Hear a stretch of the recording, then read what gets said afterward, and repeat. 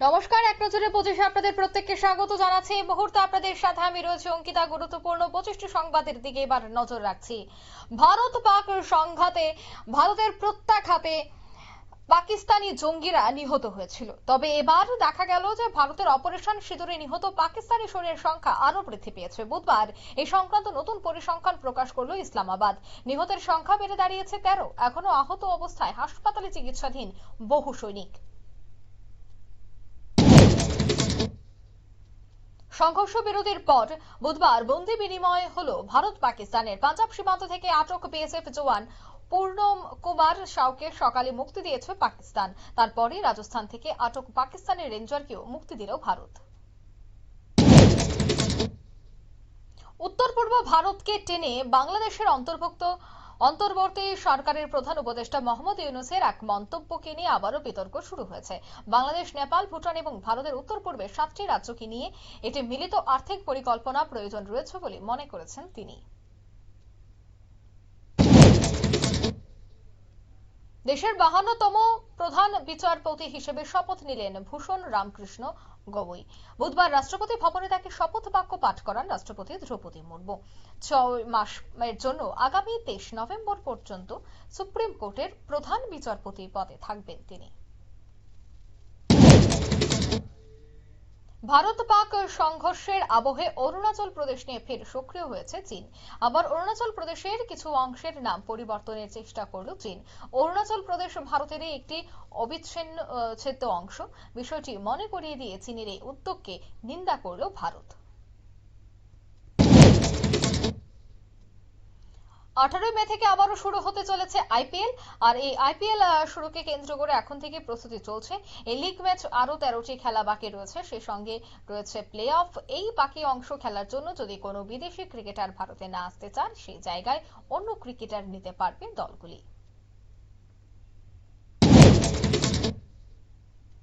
জাতির উদ্দেশ্যে প্রধানমন্ত্রী নরেন্দ্র মোদীর ভাষণকে প্রত্যাখ্যান করেছে পাকিস্তান। পাকিস্তানের বিদেশ মন্ত্রক এক বিবৃতি দিয়ে জানায়, পাকিস্তান ভারতের প্রধানমন্ত্রীর মন্তব্য প্রত্যাখ্যান করছে। মোদীর মন্তব্যে ভুল তথ্য, রাজনৈতিক অভিসন্ধি এবং আন্তর্জাতিক আইনের প্রতি স্পষ্ট অবজ্ঞা ছিল।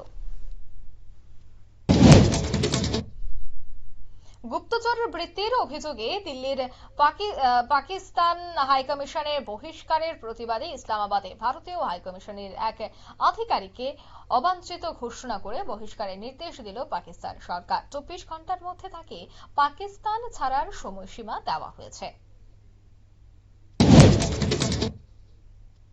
অপারেশন সিঁদুরকে কেন্দ্র করে ভারতের সেনাবাহিনীতে অভিনন্দন জানিয়ে আগরতলায় একটি তেরঙ্গা র্যালির আয়োজন করা হয় বুধবার। র্যালিতে অংশ নিয়ে ভারত মাতার সম্মান রক্ষার্থে সকল বীর শহীদদের আত্মত্যাগ এবং বলিদানের প্রতি শ্রদ্ধা জানান মুখ্যমন্ত্রী মানিক সাহা।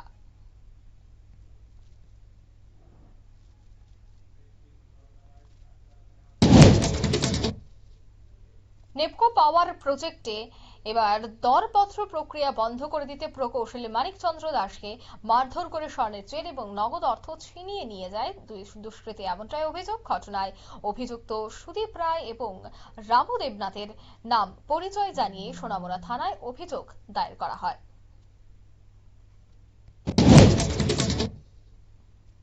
সোনামুড়া ফরেস্ট অফিস সংলগ্ন এলাকায় রাস্তার পাশ থেকে জাহিদুল ইসলাম নামে 18 বছর বয়সী যুবকের মৃতদেহ উদ্ধার হয়েছে। মৃতদেহের পাশে একটি স্কুটিও উদ্ধার হয়েছে। প্রাথমিকভাবে বজ্রপাতেই মৃত্যুর আশঙ্কা করছে পুলিশ। মৃতদেহটি ময়নাতদন্তের জন্য পাঠানো হয়েছে।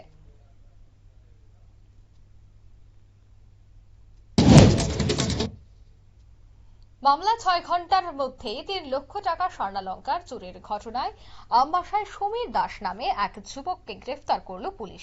নতুন পল্লী এলাকার শিক্ষক রাজীব দেবের বাড়িতেই চুরি হওয়া গয়না মাটির নিচে পুঁতে রেখেছিল সে।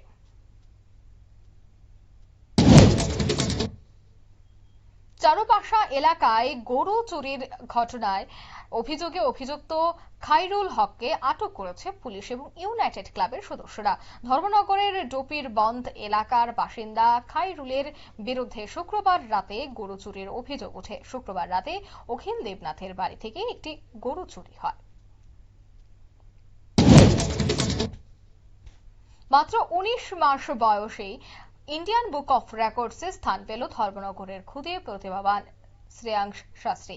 মানব দেহের অংশ এবং 20টি পশু পাখি চিহ্নিত করে সে এই অসাধারণ সাফল্য অর্জন করে। তার কৃতিত্বে গর্বিত বাবা মা এবং আনন্দে আপ্লুত পুরো এলাকা।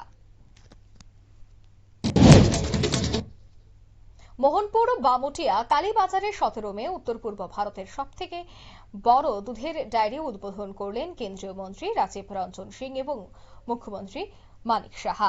উপস্থিত থাকবেন রাজ্যের মন্ত্রী সুধাংশু দাস সহ শুক্লাচরণ নোয়াতিয়া। সাংবাদিক সম্মেলনে সে তথ্য তুলে ধরলেন চেয়ারম্যান রতন ঘোষ।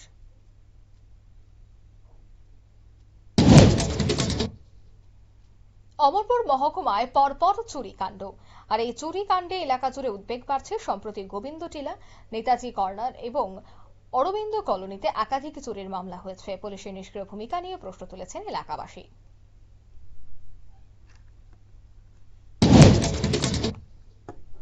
শান্তির বাজারে দুটি মোটরসাইকেলের মধ্যে সংঘর্ষ এবং সেই সংঘর্ষে আহত হয় চালক শান্তনু হাজারি এবং হৃদয় বণিজ। ঘটনার পর তাদের শান্তির বাজার হাসপাতালে নিয়ে আসা হয়, পরে জিবি হাসপাতালে রেফার করা হয় তাদের। বুধবার দুপুরে কাকরাবন পালাটানা এলাকায় বেসরকারি বিদ্যুৎ নিগমের মালবাহী গাড়ির সঙ্গে স্কুটির মুখোমুখি সংঘর্ষ। স্কুটি চালকের মৃত্যু ঘটনাস্থলেই। স্কুটিতে থাকা 3 জনের মধ্যে বাকি 2 জন আহত হন। আহত এবং নিহতরা কাকরাবন ফায়ার সার্ভিস কর্মীদের সহায়তায় গোমতী জেলা হাসপাতালে নিয়ে যাওয়া হয়।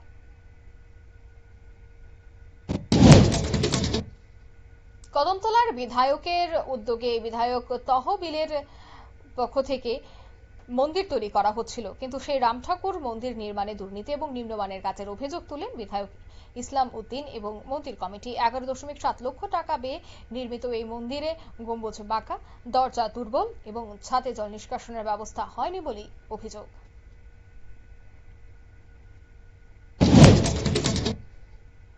দীর্ঘ মামলার পর অভয়নগর বাজার সংলগ্ন লেকের পাশে পুর নিগমের 3.25 গন্ডা সরকারি জমি দখলমুক্ত হলো। এলাকার বাসিন্দা জ্যোতিষ দেববর্মা এই জায়গাটি দখল করে রেখেছে। অমৃত 2.0 প্রকল্পের অন্তর্গত লেক সংস্কারের কাজে এই জমি ব্যবহার করা হবে বলে জানিয়েছেন পুর নিগম।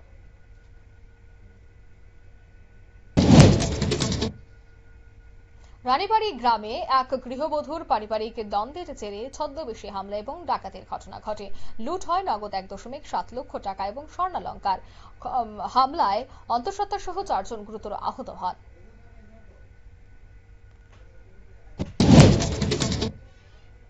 মধুপুর থানার পাথারিডাঙ্গা এলাকায় ছোট ভাই সাজান মিয়ার হাতেই আক্রান্ত হয় বড় ভাই রশিদ মিয়া এবং তার স্ত্রী মিনা আক্তার। মঙ্গলবার রাতে এই পারিবারিক সংঘর্ষের ঘটনা। দীর্ঘদিন ধরে তাদের মধ্যে পারিবারিক বিবাদ চলছিল বলে জানা গেছে।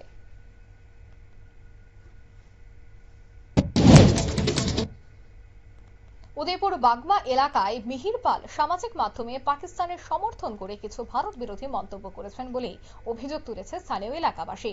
স্থানীয়দের তীব্র প্রতিক্রিয়ায় তাকে পুলিশের হাতে তুলে দেওয়া হয়।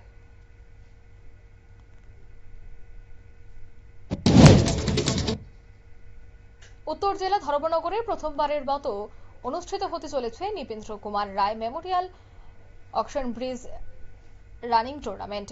16 মে অমরগঞ্জ প্রাঙ্গণে টুর্নামেন্টের উদ্বোধন করবেন বিধানসভার অধ্যক্ষ বিশ্ববন্ধু সেন। আয়োজকদের লক্ষ্য অ্যাকশন ব্রিজ খেলাটিকে জনপ্রিয় করে তোলা। দক্ষিণ চরিলামে মঙ্গলবার রাতে একটি খেলনা হেলিকপ্টার দেখে চাঞ্চল্য ছড়িয়ে পড়ে এলাকা জুড়ে। লাল নীল আলো জ্বলতে থাকা হেলিকপ্টারটি বাতাসে ঘোরাঘুরি করতে দেখে আতঙ্কিত হয়ে পড়েন গ্রামবাসীরা। বিশ্রামগঞ্জ থানার পুলিশ এসে হেলিকপ্টারটি পরীক্ষা করে দেখেন সেটি একটি সাধারণ খেলনা।